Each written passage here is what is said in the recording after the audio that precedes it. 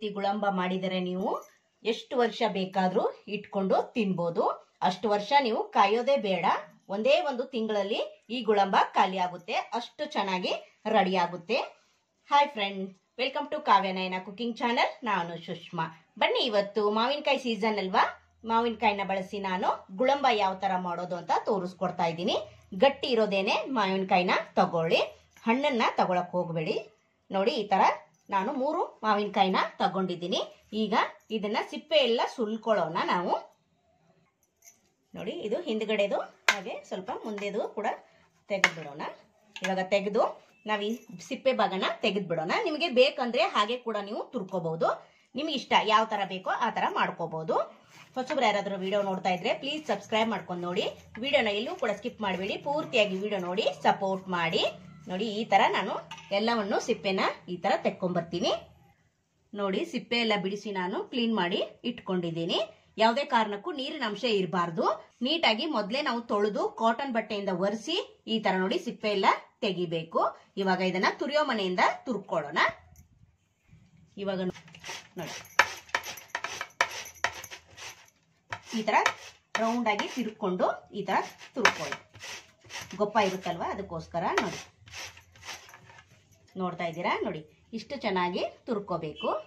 ನೋಡಿ, ನೀವು ದಪ್ಪ ಕಣ್ಣಿಂದಾದ್ರೂ ತುರ್ಕೋಬಹುದು, ಇಲ್ಲ ಸಣ್ಣ ಕಣ್ಣಿಂದಾದ್ರೂ ಸಿಗುತ್ತೆ, ಅದರಲ್ಲಾದ್ರೂ ತುರ್ಕೋಬಹುದು. ನಾನೆಲ್ಲವನ್ನು ತುರ್ಕೊಂಡು ನಿಮ್ಗೆ ತೋರಿಸ್ಕೊಡ್ತೀನಿ.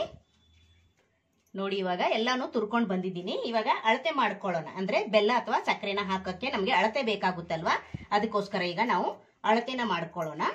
ಅಳತೆ ಮಾಡ್ಕೊಂಡ್ರೇನೆ ನಮ್ಗೆ ಕರೆಕ್ಟ್ ಆಗಿ ಮೆಜರ್ಮೆಂಟ್ ಮಾಡಕ್ಕಾಗೋದು. ನೋಡಿ, 1 ಕಪ್ ಅಷ್ಟು ತಗೊಂಡಿದ್ದೀನಿ. ಒಂದು ಪ್ಲೇಟ್ಗೆ ಹಾಕೊಳ್ಳೋಣ. ಹಾಗೆ ಇನ್ನೊಂದು ಕಪ್ ಅಷ್ಟು ಹಾಕೊಳ್ಳೋಣ. ನೋಡಿ, 2 ಕಪ್ಪು. ಹಾಗೆ ಇದೊಂದು ಅರ್ಧ ಕಪ್ ಅಷ್ಟು ಆಗುತ್ತೆ.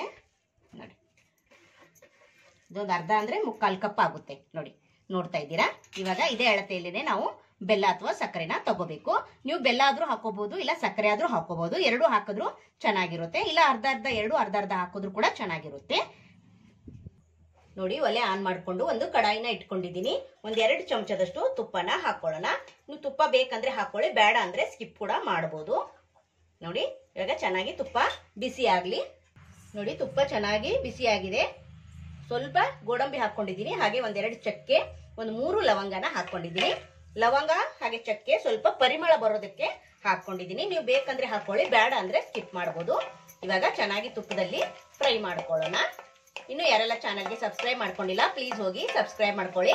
ಬೆಲ್ ಐಕನ್ನ ಪ್ರೆಸ್ ಮಾಡಿ ಆಲ್ ಅನ್ನೋ ನೋಟಿಫಿಕೇಶನ್ ಸೆಲೆಕ್ಟ್ ಮಾಡ್ಕೊಂಡ್ರೆ ನಾವು ಹಾಕೋ ವಿಡಿಯೋ ಎಲ್ಲ ಮೊದಲು ನಿಮ್ಗೆ ಬರುತ್ತದೆ ಫ್ರೆಂಡ್. ಆಗ ಎಲ್ರಿಗಿಂತ ಮುಂಚೆ ನೀವೇ ನೋಡ್ಬೋದು. ನೋಡಿ, ಇಷ್ಟು ಚೆನ್ನಾಗಿ ಫ್ರೈ ಮಾಡ್ಕೊಂಡಿದ್ದಾದ್ಮೇಲೆ ನಾವು ತುರ್ಕೊಂಡು ಬಂದಿರೋ ಮಾವಿನಕಾಯಿನ ಇದರೊಳಗಡೆ ಹಾಕೋಬೇಕು.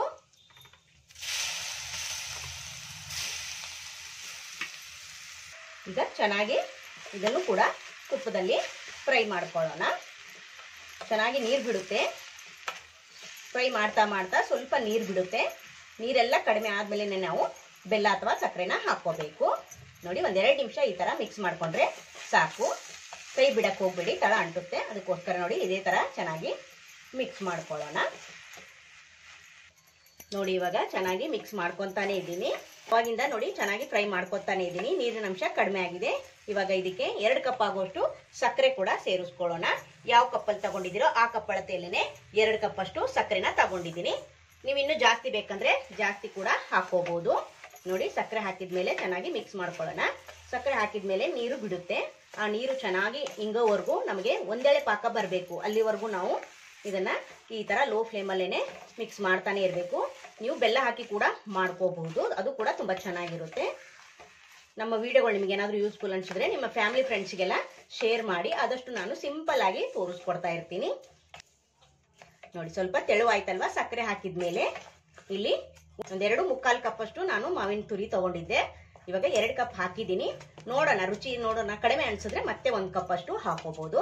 ಇಲ್ಲಿ ಮಾವಿನಕಾಯಿ ಹುಳಿ ಇರೋದ್ರಿಂದ ನಾವಿಲ್ಲಿ ಜಾಸ್ತಿನೇ ಸಕ್ಕರೆ ಅಥವಾ ಬೆಲ್ಲ ಹಾಕೋಬೇಕಾಗುತ್ತೆ. ನೋಡಿ, ಎಷ್ಟು ಬೇಗ ತಿಳುವಾಯ್ತು ನೋಡ್ತಾ ಇದ್ದೀರಾ? ಇವಾಗ ಚೆನ್ನಾಗಿ ನಾವು ಕೈ ಬಿಡ್ದಂಗೆನೆ ಈ ತರ ಮಿಕ್ಸ್ ಮಾಡಿ, ಇದು ಒಂದೆಳೆ ಪಾಕ ಬರೋವರೆಗೂ ಈ ತರನೇ ಮಿಕ್ಸ್ ಮಾಡ್ತಾ ಇರಬೇಕು. ಹೊಸಬ್ರು ಯಾರಾದರೂ ವಿಡಿಯೋ ನೋಡ್ತಾ ಇದ್ರೆ ಪ್ಲೀಸ್ ಸಬ್ಸ್ಕ್ರೈಬ್ ಮಾಡ್ಕೊಂಡು ನೋಡಿ. ವಿಡಿಯೋನ ಎಲ್ಲೂ ಕೂಡ ಸ್ಕಿಪ್ ಮಾಡಬೇಡಿ, ಪೂರ್ತಿಯಾಗಿ ವಿಡಿಯೋ ನೋಡಿ ಸಪೋರ್ಟ್ ಮಾಡಿ. ನೋಡಿ, ಇವಾಗ ಇದನ್ನು ಕೂಡ ಅಷ್ಟೇ ಚೆನ್ನಾಗಿ ಮಿಕ್ಸ್ ಮಾಡ್ಕೊಳ್ಳೋಣ. ಇವಾಗ ನೋಡಿ ಫ್ರೆಂಡ್ಸ್, ನೋಡ್ತಾ ಇದ್ದೀರಾ ಕಲರ್ ನೋಡಿ ಎಷ್ಟು ಚೆನ್ನಾಗಿ ಬಂದಿದೆ ಅಂತ. ಟೈಮು ಒಂದ್ 20 ನಿಮಿಷ ತಗೊಳುತ್ತೆ. ಚೆನ್ನಾಗಿ ಮಿಕ್ಸ್ ಮಾಡಬೇಕು. ಈ ತರ ಜೆಲ್ಲಿ ತರ ಬರಬೇಕು. ನಿಮ್ಗೆ ಗೊತ್ತಾಗಿಲ್ಲ ಅಂದ್ರೆ ಏನ್ ಮಾಡ್ಬೇಕು ಅಂದ್ರೆ ಈ ತರ ಒಂದೆಳೆ ಪಾಕ ಬರಬೇಕು. ಕಾಣಿಸ್ತಾ ಇದೆಯಾ ನೋಡಿ, ಒಂದೆಳೆ ಪಾಕ ಬಂದ್ರೆ ಇದು ಆಗಿದೆ ಅಂತ ಅರ್ಥ. ಇವಾಗ ನಾನು ಇದಕ್ಕೆ ಒಂದ್ ಅರ್ಧ ಸ್ಪೂನ್ ಆಗುವಷ್ಟು ಶುಂಠಿ ಪುಡಿನ ಸೇರಿಸ್ತಾ ಇದ್ದೀನಿ. ಹಾಗೆ ಸ್ವಲ್ಪ ಜಾಯಿಕಾಯಿ ಹಾಗೆ ಏಲಕ್ಕಿ ಪುಡಿನ ಸ್ವಲ್ಪ ಸೇರಿಸ್ತಾ ಇದ್ದೀನಿ. ಇದೆಲ್ಲ ಹಾಕೋದ್ರಿಂದ ಒಂದೊಳ್ಳೆ ಫ್ಲೇವರ್ ಕೊಡುತ್ತೆ. ನೋಡಿ ಇವಾಗ ಚೆನ್ನಾಗಿ ಮಿಕ್ಸ್ ಮಾಡ್ಕೊಳ್ಳೋಣ. ನೋಡಿ ಫ್ರೆಂಡ್ಸ್, ನೀರೆಲ್ಲ ಹಿಂಗಿ ಒಂದೇ ಜಲ್ಲಿ ತರ ಬಂದ್ಬಿಟ್ರೆ ನಮ್ಗಿಲ್ಲಿ ರೆಡಿ ಆಯ್ತು ಗುಳಂಬ. ನೋಡ್ತಾ ಇದ್ದೀರಾ ಎಷ್ಟು ಚೆನ್ನಾಗಿ ಬಂದಿದೆ ಅಂತ. ಟೇಸ್ಟು ಕೂಡ ಅಷ್ಟೇ ಚೆನ್ನಾಗಿದೆ ಫ್ರೆಂಡ್ಸ್. ಹುಳಿ ಹುಳಿಯಾಗಿ ಸ್ವೀಟ್ ಆಗಿ ಸಖತ್ತಾಗಿದೆ. ಹೇಳಿದಾಗೆ ನಾನು ಮತ್ತೆ 1 ಕಪ್ ಅಷ್ಟು ಸಕ್ಕರೆನ ಹಾಕೊಂಡಿದ್ದೀನಿ. 2 ಕಪ್ ಮೊದಲೇ ಹಾಕಿದ್ದೆ, ಆಮೇಲೆ 1 ಕಪ್ ಅಷ್ಟು ಹಾಕೊಂಡಿದ್ದೀನಿ. ಅಂದ್ರೆ 2.25 ಬೌಲ್ ಅಷ್ಟು ಮಾವಿನಕಾಯಿ ತುರಿ ಇತ್ತು. 3 ಕಪ್ ಅಷ್ಟು ನಾನು ಸಕ್ಕರೆನ ಹಾಕೊಂಡಿದ್ದೀನಿ. ಸ್ವೀಟು ಕರೆಕ್ಟ್ ಆಗೇ ಇದೆ ನೋಡಿ. ಇಷ್ಟ ಆದ್ರೆ ಸಾಕು. ಇವಾಗ ಎಲ್ಲ ಚೆನ್ನಾಗಿ ಹಾಕೊಂಡು ನೋಡಿ ಮಿಕ್ಸ್ ಮಾಡ್ಕೊಂಡಿದ್ದೀನಿ. ಇವಾಗ ಇದು ತಣ್ಣಗಾಗ್ಬೇಕು. ಇದನ್ನ ಆಫ್ ಮಾಡ್ಕೊಂಡ್ ಬಿಡೋಣ. ನೋಡಿ ಚೆನ್ನಾಗಿ ತಣ್ಣಗಾಗಿದೆ ಗುಳಂಬ. ನೋಡಿ ಆರಿದ್ಮೇಲೆ ಎಷ್ಟು ಚೆನ್ನಾಗಿ ಕಾಣಿಸ್ತಾ ಇದೆ. ನೋಡಿ ಜಲ್ಲಿ ತರ ಫಾರ್ಮ್ ಆಗಿದೆ. ನೋಡ್ತಾ ಇದ್ದೀರಾ, ಈ ತರ ನಾವು ಇದನ್ನ ನೀರೆಲ್ಲ ಹಿಂಗೋವರೆಗೂ ನಾವು ಮಿಕ್ಸ್ ಮಾಡ್ತಾನೆ ಇರಬೇಕು. ಇದನ್ನ ಎಷ್ಟು ದಿನ ಇಟ್ಟರು ನೀವು ಕೆಡೋದಿಲ್ಲ, ಸ್ಟೋರ್ ಮಾಡ್ಕೋಬಹುದು. ತುಂಬಾ ಅಂದ್ರೆ ತುಂಬಾ ಚೆನ್ನಾಗಿರುತ್ತೆ. ಮಕ್ಕಳಿಗೆ ಇದನ್ನ ನೀವು ಬ್ರೆಡ್ ಅಲ್ಲಿ ಹಾಕೊಡ್ಬಹುದು. ಹಾಗೆ ಚಪಾತಿ ಜೊತೆಗೆ ರೊಟ್ಟಿಗೆ ಹಾಕ್ಬಿಟ್ಟು ಫೋಲ್ಡ್ ಮಾಡ್ಕೊಟ್ರೆ ಮಕ್ಕಳು ಆಟ ಆಡ್ಕೊಂಡು ತಿಂತಾರೆ. ತುಂಬಾ ಅಂದ್ರೆ ತುಂಬಾ ಚೆನ್ನಾಗಿರುತ್ತೆ ಫ್ರೆಂಡ್ಸ್. ನೀವು ಕೂಡ ಒಂದ್ಸತಿ ಟ್ರೈ ಮಾಡಿ ನೋಡಿ, ನಿಮ್ಗೆ ಇಷ್ಟ ಆಗುತ್ತೆ ಫ್ರೆಂಡ್ಸ್. ನೋಡಿ ನೋಡ್ತಾ ಇದ್ರೆ ಎಷ್ಟು ಚೆನ್ನಾಗಿ ಆಗಿದೆ ನೋಡ್ರಿ. ಸ್ವೀಟು ಕೂಡ ಅಷ್ಟೇ ಚೆನ್ನಾಗಿದೆ. ನಾನು ಹಾಕಿರೋ ಮೆಜರ್ಮೆಂಟ್ ಅಲ್ಲಿ ನೀವು ನೋಡ್ಕೊಂಡು ಸ್ವೀಟ್ ನ ಹೆಚ್ಚು ಕಡಿಮೆ ಮಾಡ್ಕೋಬಹುದು. ಇವಾಗ ನೋಡಿ ಇದನ್ನ ಒಂದು ಬೌಲ್ಗೆ ಸರ್ವ್ ಮಾಡಿ ತೋರಿಸ್ತೀನಿ. ಈ ವಿಡಿಯೋ ನಿಮಗೆ ಇಷ್ಟವಾದ್ರೆ ಪ್ಲೀಸ್ ಲೈಕ್ ಮಾಡಿ, ಶೇರ್ ಮಾಡಿ, ಕಮೆಂಟ್ ಮಾಡಿ, ಸಬ್ಸ್ಕ್ರೈಬ್ ಮಾಡ್ಕೊಳ್ಳಿ. ನಮ್ಮ ವಿಡಿಯೋ ನೋಡಿದ್ದಕ್ಕಾಗಿ ನಿಮ್ಮೆಲ್ಲರಿಗೂ ಧನ್ಯವಾದಗಳು. Thank you for watching.